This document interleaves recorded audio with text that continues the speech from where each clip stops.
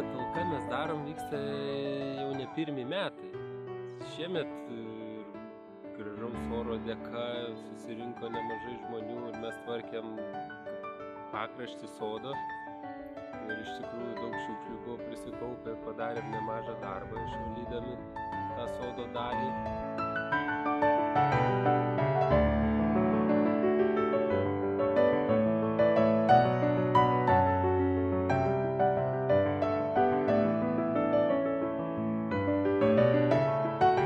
Smagu, kad visi atėjote į šią talką į Kauno botanikos sodą.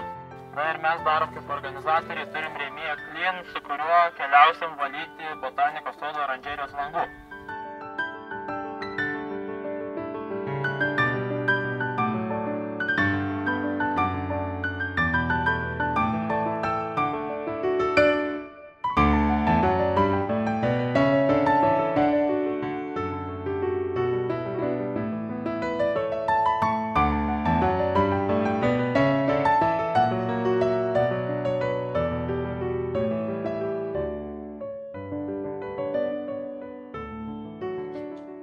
Ši diena ypatinga tuo, kad šiandien, balandžio 21 dieną, 10 val.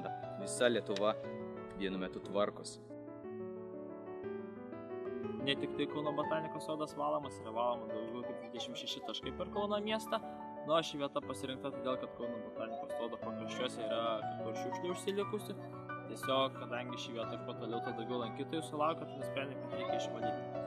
Kauno botanikos sode yra vienas didžiausių Kauno mieste stiklinių pastatų, netgi ir Lietuvoje. Na ir žinoma, tokiam dideliam pastatui, kuris turi tiek daug stiklinės konstrukcijos, reikia tikrai daug žmogiškųjų resursų, kad būtų galima tai padaryti, išvalyti, nežinoma, ir priemonių. Tai kainuoja tiek laiko atžvilgiu, tiek pinigais. Na ir nusprendėm, kad tiesiog šios akcijos metu mes galim prisidėti prie Kauno botanikos sodo oranžerijos, na ir išvalyti langus.